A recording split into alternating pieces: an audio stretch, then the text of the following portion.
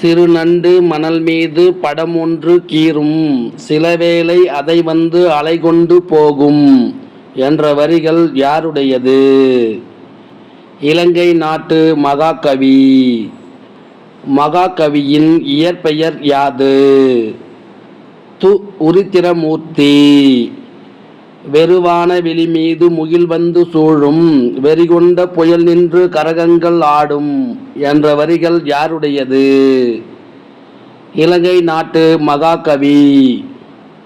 து. உருத்திரமூர்த்தி யாழ்ப்பாணத்தில் எந்த ஊரில் பிறந்தார்? அளவெட்டி. முதல் மழை விழுந்ததும் மேல்மண் பதமாகிவிட்டது, வெள்ளி முளைத்திடுது விரைந்து போ நண்பா என்ற வரிகள் யாருடையது? கு. ப. ராசகோபாலன். பொன்னேர் தொழுது புலன் வழிபட்டு மாட்டை பூட்டி காட்டை கீறுவோம் என்ற வரிகள் இடம்பெற்ற கவிதை எது? ஏர் புதிதா. பொழுது ஏற பொன் பரவும் ஏரடியில், நல்ல வேளையில் நாட்டுவோம் கொழுவை என்ற வரிகள் யாருடையது? கு. ப. ராசகோபாலன். ஏர் புதிதா என்ற கவிதை இடம்பெற்ற நூல் எது? கு. ப. ராசகோபாலன் படைப்புக்கள். கு. ப. ராசகோபாலன் பிறந்த ஊர் எது? கும்பகோணம். கு. ப. ராசகோபாலன் பிறந்த ஆண்டு எது? 1902. கு. ப. ராசகோபாலன் பணியாற்றிய இதழ்கள் யாவை? தமிழ்நாடு, பாரதமணி, பாரத தேவி, கிராம ஊழியன். கு. ப. ராசகோபாலன் மறைவுக்கு பின்னர் தொகுக்கப்பட்ட நூல்கள் எவை? அகலிகை, ஆத்ம சிந்தனை. பொன்னேர் பூட்டுதல் நடத்தப்படும் மாதம் எது? சித்திரை.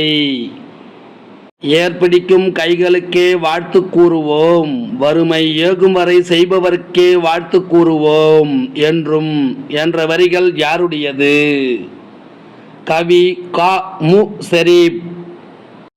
ஒலி, தமிழ் முழக்கம், சாட்டை ஆகிய ஏடுகளில் ஆசிரியராக பணிபுரிந்தவர் யார்? கவி கா. மு. ஷெரீப்.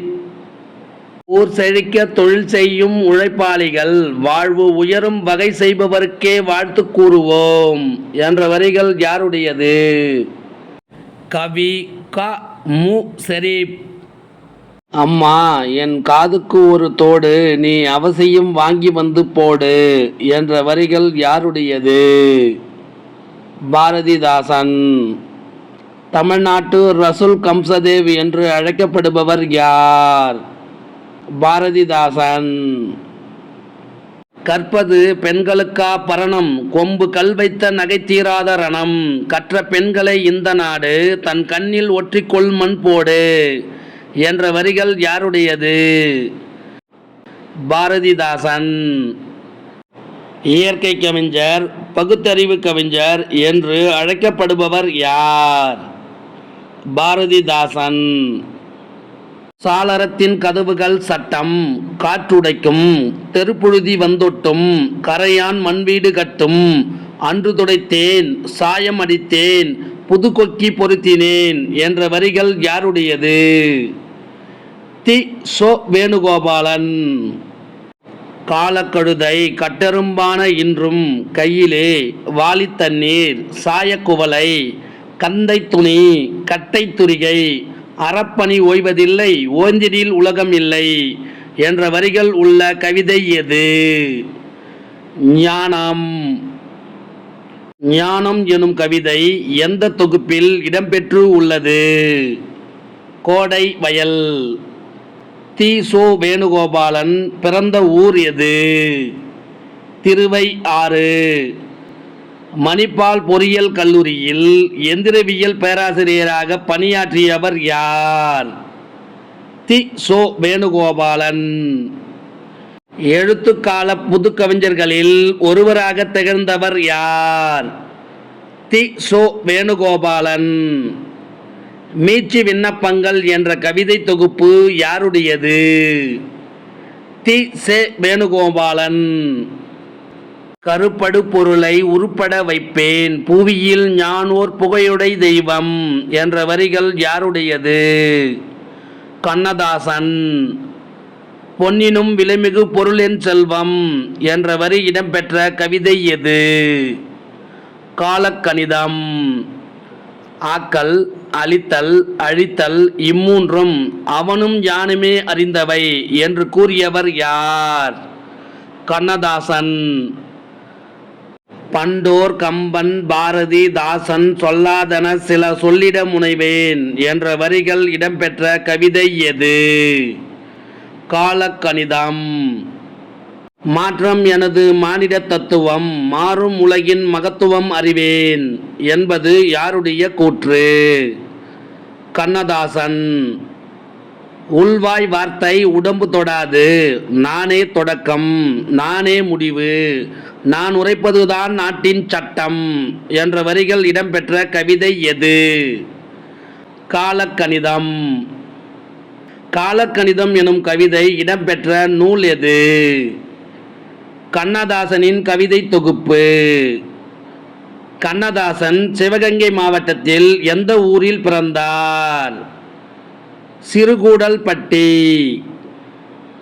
1949 ஆண்டு எந்த பாடலை எழுதி கண்ணதாசன் திரைப்பட பாடலாசிரியர் ஆனார்?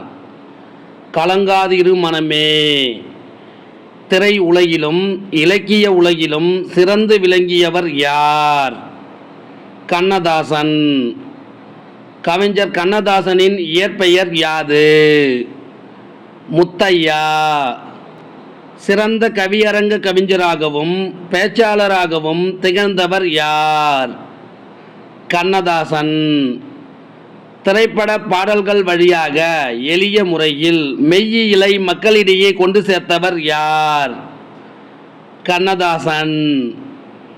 கண்ணதாசன் எந்த புதினத்திற்காக சாகித்ய அகாதமி விருது பெற்றார்? சேரமான் காதலி. நதி வெள்ளம் காய்ந்து விட்டால் நதி செய்த குற்றம் இல்லை, விதி செய்த குற்றம் இன்றி வேறு யாரம்மா என்ற பாடல் வரிகள் யாருடையது? கண்ணதாசன். மரம் தேடிய களைப்பு மின்கம்பியில் இளைப்பாறும் குருவி என்ற கவிதை யாருடையது? நாணல் காடன். விற்பனையில் காற்று பொட்டலம் சிக்கனமாய் மூச்சுவிடவும் என்ற கவிதை யாருடையது? புதுவை தமிழ் நெஞ்சன். பொற்காலமாக இருந்தாலும் இவள் தலையில் எழுதியதோ கற்காலம்தான் எப்போதும் என்ற வரிகள் யாருடையது? நாகூர் ரூமி. வாழ்வில் தலைக்கணம் பிடித்தவர் உண்டு, தலைக்கணமே வாழ்வாக ஆகி போனது இவளுக்கு என்ற வரிகள் இடம்பெற்ற கவிதை எது? சித்தாளு. செத்தாலும் சிறிதளவே சலனங்கள் ஏற்படுத்தும் சித்தாளின் மனச்சுமைகள் செங்கற்கள் அறியாது என்ற வரிகள் இடம்பெற்ற கவிதை எது? சித்தாளு. நாகூர் ரூமி பிறந்த மாவட்டம் எது? தஞ்சை மாவட்டம். 1980களில் கணையாழி இதழில் எழுதத் தொடங்கியவர் யார்? நாகூர் ரூமி. மீட்சி, சுபமங்களா, புதிய பார்வை, குங்குமம், கொல்லிப்பாவை, இலக்கிய வெளிவட்டம், குமுதம் ஆகிய இதழ்களில் யாருடைய படைப்புகள் வெளியாகி உள்ளன? நாகூர் ரூமி. நாகூர் ரூமியின் இயற்பெயர் என்ன? முகமது ரக்பி. நாகூர் ரூமியின் கவிதை நூல்கள் யாவை? நதியின் கால்கள், ஏழாவது சுவை, சொல்லாத சொல். கப்பலுக்கு போன மச்சான் என்ற நாவல் யாருடையது? நாகூர் ரூமி. இந்த வினாவிடை உங்களுக்கு பிடிச்சிருந்தா சின்னதாக ஒரு லைக் பண்ணுங்க. தேங்க்யூ.